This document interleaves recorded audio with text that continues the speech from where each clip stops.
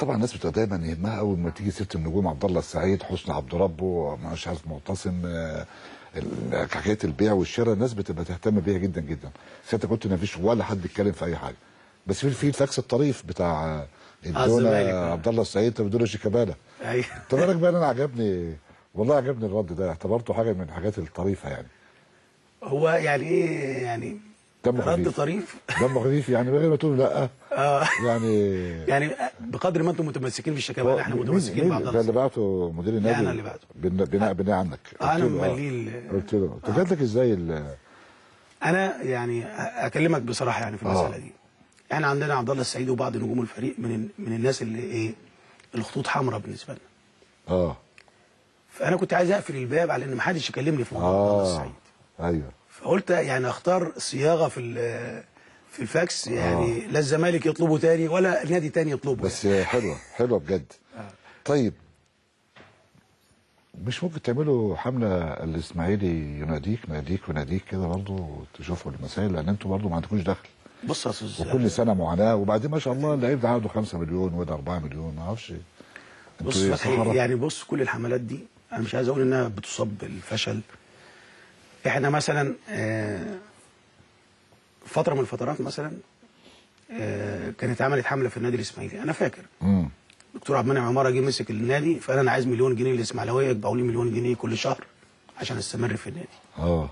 وراح عمل يفط في كل البلد والله، وفتح حساب باليورو بالاسترليني وبالدولار، بخلاف حساب مصري في بنك اسكندريه. ولموا في الاخر لمده 3 شهور لموا حوالي 23,000 جنيه. 23,000 جنيه. جينا بعد كده سياده المحافظ اللي هو عبد الجليل الفخراني، كان في ازمه مره لما كان المهندس يحيى الكومي موجود، وكان محمد فضل بيطالب بمساحات وسيد معوض، انا فاكر الكلام ده في شهر يوليو 2007. المحافظ راح جاي عامل زي حمله لجمع التبرعات، بس هو تولاها بنفسه بقى، وبدا يجيب الناس في القاعه الاجتماعات في المحافظه ويلتقي بيهم، جمع حوالي 3 مليون جنيه خلال شهر. عشان المحافظ دخل في الموضوع. وبعدين لو دخل مره ماهوش يعني اعبائه ما يقدرش طبعا. يعني لا حتى انا بدفع. اصل لك على حاجه، لازم الناس والدوله تدور على نظام تاني غير ان انا اجيب الفلوس. في ناس تقول لك انا اديك الفلوس عشان تديها للعيبه، في ناس كتير جدا كده. مش كده ولا ايه؟ لا، وبعدين انا يعني انت حتى لو عامل مستشفى الاورام ولا اي مستشفى، اللي بيتبرع غيره اللي بيتبرع. واللي بيتبرع ممكن من القاهره ومن اسكندريه يعني، واخد بالك، انما انت حاجه خاصه بالنادي الاسماعيلي.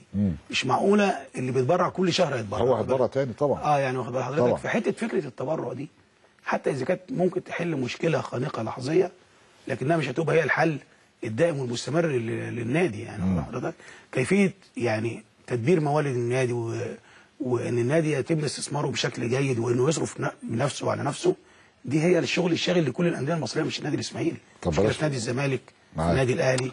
ما احنا عايزين حل. طب بلاش الحل احنا بنتكلم. لا اصل طب ما عبد الله السعيد حتى لو بقت عبد الله السعيد مش هيحل حاجه. ما انا عارف واللي بعد منها هتعمل ايه بقى؟ هي الفكره ان احنا طبقنا نظام منقوص للاحتراف. لابد ان نظام الاحتراف يتم تطبيقه بالكامل في كل مظاهر الاحتراف. احنا طبقناه في بند واحد بس، اللعيب اللي هو بيمثل اعباء بس، لكن اللي بيمثل موارد ما طبقناش الاحتراف فيه. يبقى لازم يعني الادارات غير محترفه. القانون اللي احنا بنتعامل بيه بيحط علينا قيود كتيره جدا في التعامل.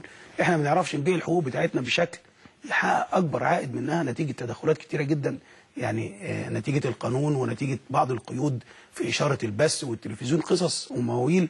انا اعتقد لو تخلصنا من كل دوت، ان احنا على الاقل عائد حقوق البث الفضائي والتلفزيوني والرعايه تغطي 75% ممكن نتخلص من الكلام ده في قد ايه؟ في كام سنه؟ يعني احنا خلصنا في جزء. يعني انا هديك مثال بسيط قوي.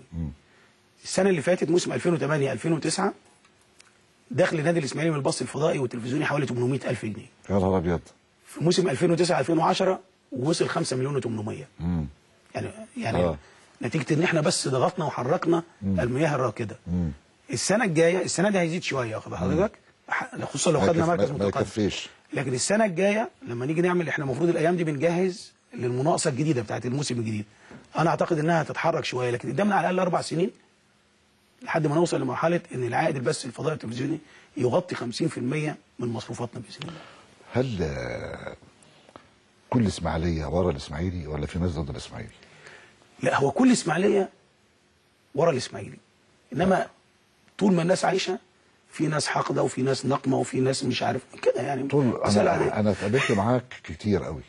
عمرك ما قلت لي مين الحاقدين دول ولا مين الكارهين دول ولا اي حاجه. لا انت يعني انت مش متخيل في البشر ان دول موجودين، ما انا ممكن حتى من غير ما تنقيهم يعني. في بعضهم مؤثر وبعضهم لا يؤثر يعني. في بعضهم في احيانا هقول لحضرتك على حاجه من غير حاجه خالص، لما تبقى في نفوس مش كويسه او نوايا مش كويسه ما انت بتخسر يعني.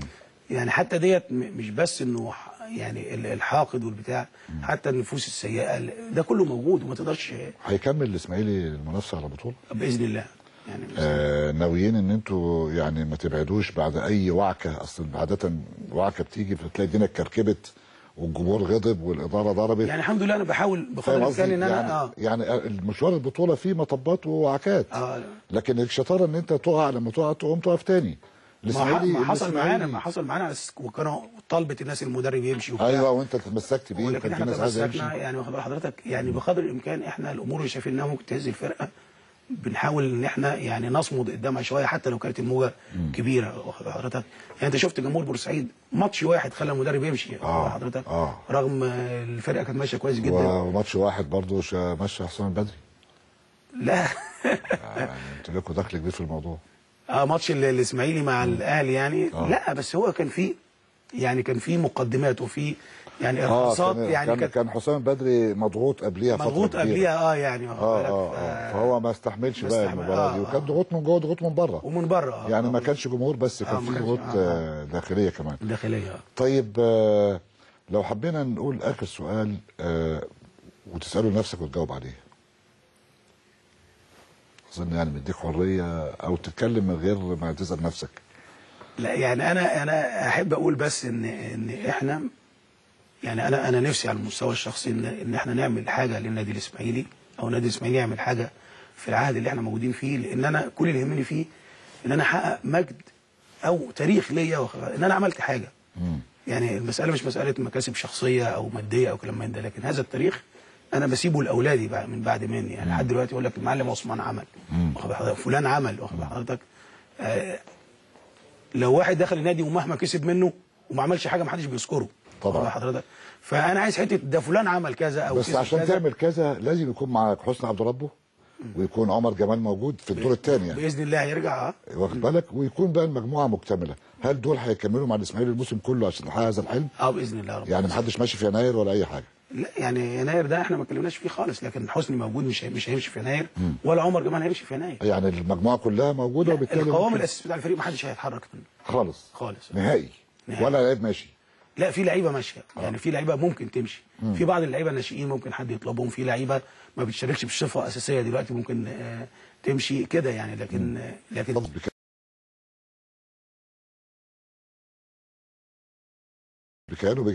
لان احنا عايزين 5 شهور ممكن نحقق فيهم بطوله. مش كده؟ فرصه السنه دي يعني. شايف ان الاهلي ممكن يبعد عن المنافسه شويه، ولا الاهلي والزمالك والاسماعيلي هينافسوا ولا؟ والله الاهلي هيرجع طبعا بغض النظر، لان الاهلي فرقه كبيره. لكن هي احنا قدامنا الاهلي والزمالك. الاهلي والزمالك كالعاده بيخش شويه بقى معانا البتروجيت وانبي وكده. لان دول الاول مثلا كان ممكن لحد دوت البطل فرقه او 2 في الدوري. دلوقتي بقى 5 فرق. 5 فرق وبعدين في نتائج بتاثر على النتائج. يعني بتاثر على شرفتنا يا باشمهندس. الله يخليك. شكرا. شاكر افضلك. ونتمنى للاسماعيلي كل توفيق. نتمنى للانديه كلها طبعا ان احنا ان شاء الله نتفرج عليها وتكون على اعلى المستويات. الناس تهدى كده وتبقى بتفكر بهدوء عشان توصل لقرارات سليمه. بشكر طبعا الاستاذ اسامه ابو زيد رئيس التحرير ومنتصر الدفاعي واسلام فاروق. بنشكر الانتاج خلود وكل طاقم من الزملاء المصورين. بنشكر خريجنا الجميل هاني مهنا، معتز سليمان، مش عايز انسى حد، معتز اسماعيل.